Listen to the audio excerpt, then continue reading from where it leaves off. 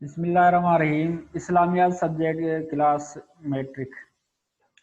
آج کی جو ٹاپک ہے وہ سورہ احزاب کی آیت نمبر 28 تا 34 تک ہے، 28 34۔ اس سے پہلے ہم نے جو پچھلی ٹاپک پڑھی تھی اس میں ہم نے غزوہ بنو قریظہ کے حوالے سے بریفلی انٹروڈکشن ہم نے پڑھا تھا، اور غزوہ احزاب کے حوالے سے بھی کچھ باتیں پڑھی تھی۔ لیکن جو آج کی ٹاپک ہے اس میں ہم نبی کریم صلی اللہ علیہ وسلم کے گھرانے کے متعلق جو احکامات ہیں ہم وہ پڑھیں گے۔ تو اس ٹاپک کو بھی ہم دو حصوں میں تقسیم کرتے ہیں۔ پہلا حصہ ہے کہ ازواج مطہرات، ازواج زوج کی جمع ہے، اور مطہرات یعنی پاک مطہرہ کی جمع ہے۔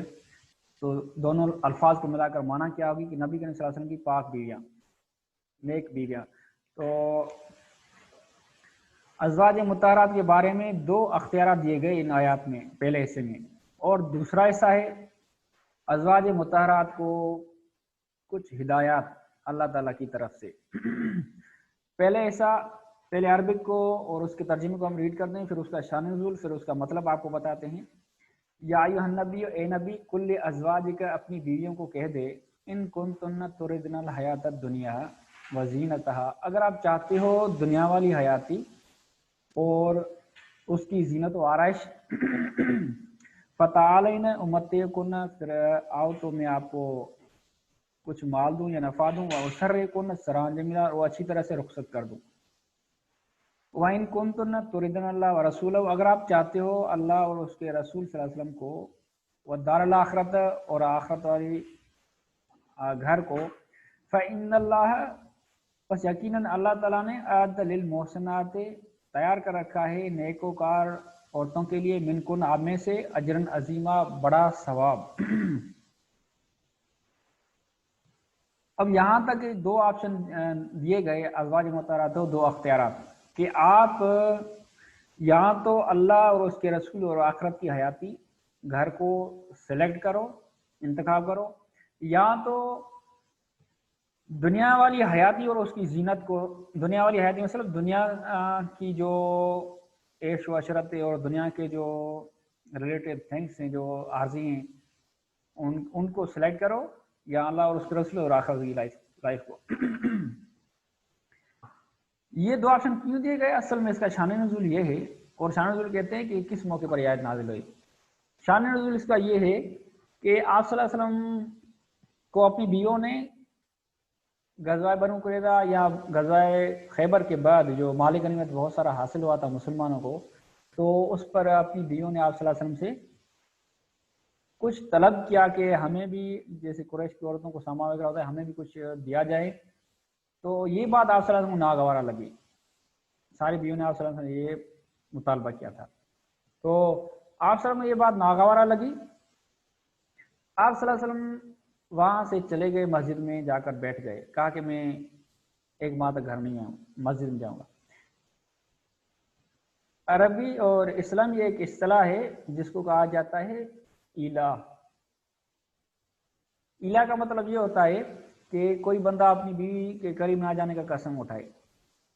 کہ اتنا عرصہ میں اپنی بیوی کے قریب نہیں جاؤں گا۔ تو یہ بھی آپ صلی اللہ علیہ وسلم ان سے قسم اٹھا کر مسجد میں جا کر چلے گئے۔ لوگوں میں تھوڑی بات یہ مشہور ہو گئی کہ شاید طلاق دیے بیویوں کو یا اور کچھ۔ تو حضرت ابوبکر آئے، اس کی بیٹی تھی بی بی عائشہ، حضرت عمر آئے، اس کی بیٹی تھی بی بی حفصہ، اور اپنی بیٹیوں کو ڈانٹا کہ آپ نے آپ صلی اللہ علیہ وسلم کو کیوں ایسی بات کہی جو اس کو ناگوارا لگی۔ تو حضرت عمر رضی اللہ عنہ آپ صلی اللہ علیہ وسلم کے پاس گئے کہ یا رسول اللہ، اجازت مانگی، پھر آپ صلی اللہ علیہ وسلم نے اجازت دی۔ پھر ان سے پوچھا کہ کیا بات ہے، عرض کیا اس کو آپ صلی اللہ علیہ وسلم کو۔ آپ صلی اللہ علیہ وسلم نے کہا کہ میں نے ان کو طلاق نہیں دی، باقی ایسے نے مطالبہ کیا، میں نے اس طرح کیا۔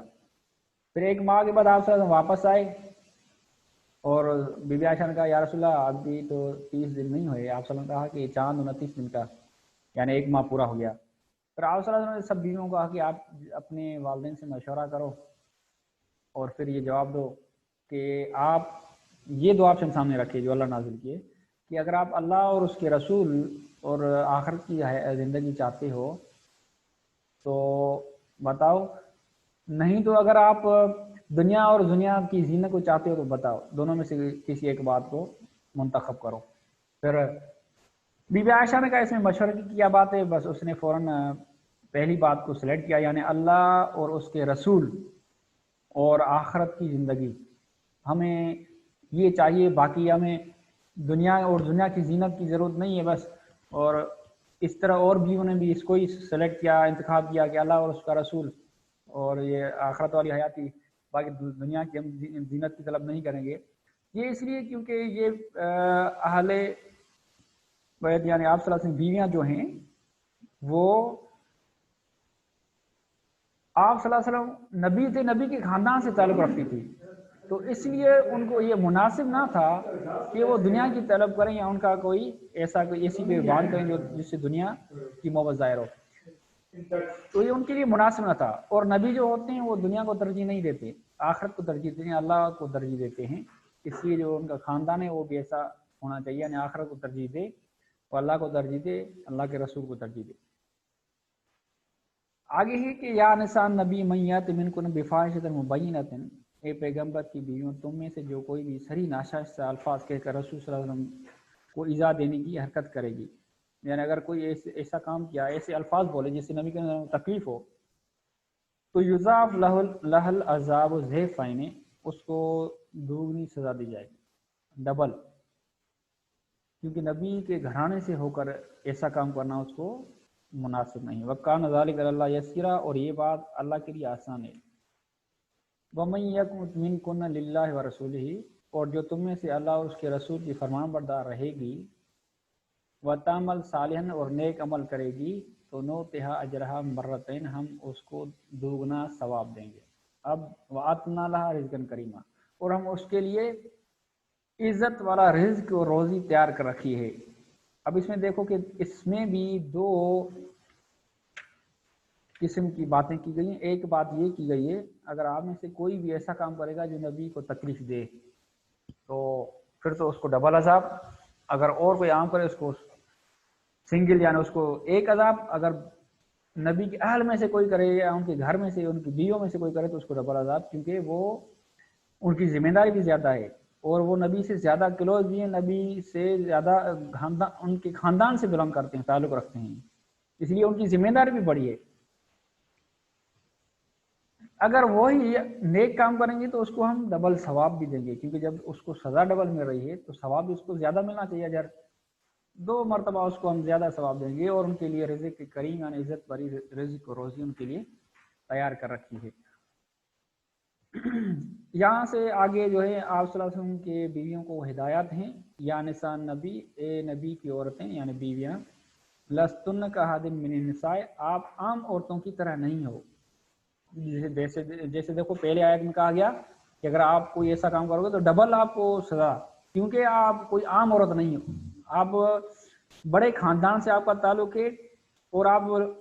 کی جو لیول ہے عام عورتوں کی طرح نہیں، آپ کا اسٹیٹس ہے، آپ کا جو